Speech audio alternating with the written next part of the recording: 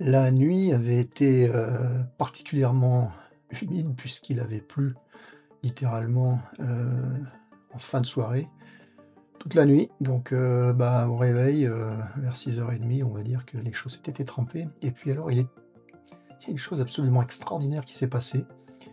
Lorsque le jour s'est levé, le temps s'est dégagé et c'était une sorte de miracle.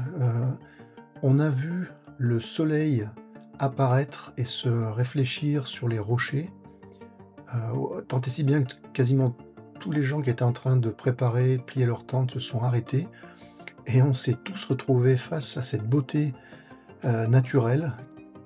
On aurait dit qu'une grande magicienne de la nature avait orchestré en fait un spectacle extraordinaire pour célébrer notre dernière journée du GR.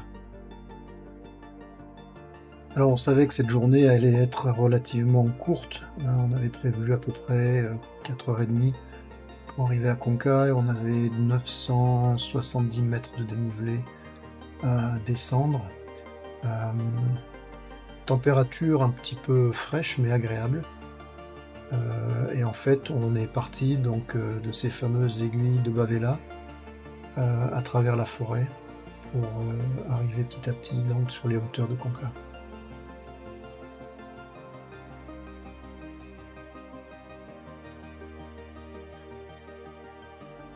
La magicienne de la nature devait continuer à nous suivre parce qu'en fait, en passant dans ces forêts avec ces lumières particulières, j'avais un peu l'impression de me retrouver dans une sorte de forêt de Brocéliande corse avec ces géants qui nous regardaient.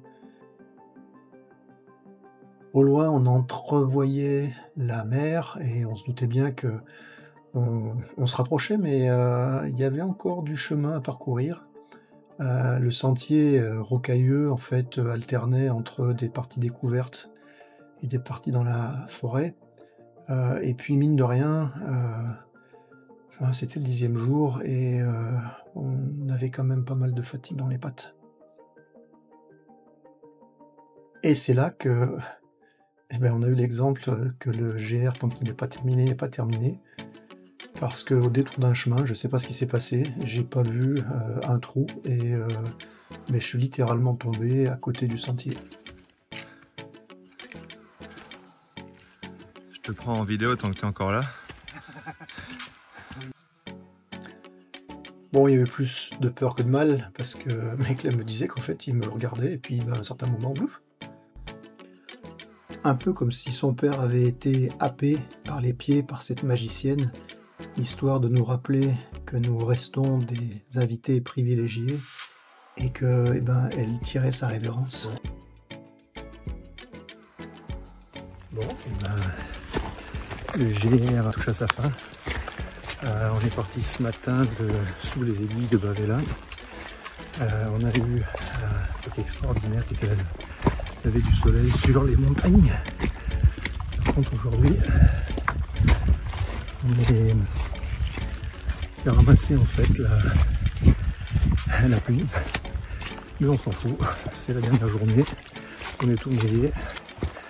Voilà, super aventure, et on a bien hâte d'arriver à Conca.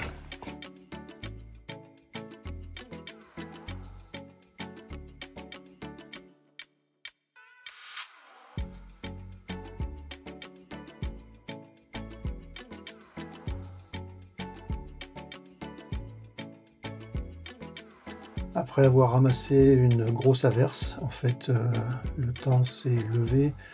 On a vu au loin effectivement la mer. On s'est rendu compte que on était quand même de plus en plus près, puisqu'on pouvait deviner en fait très loin des contours de maison. Et là, Clem m'a fait une surprise extraordinaire. À notre dernière pause, il me dit: j'ai gardé quelque chose. Ça fait plusieurs années que je le garde. Et j'avais aucune idée. Et c'était en fait une barre de Vector qu'on prenait quand on partait faire nos débuts de randonnée, d'aventure. C'était absolument extraordinaire de recevoir cette barre qu'on s'est partagée pour se donner un dernier coup d'énergie pour terminer. Et c'est sous le soleil qu'on est arrivé à Conca, soulagé, heureux, ouais, puis très content et très fier d'avoir réalisé cette aventure à travers la Corse.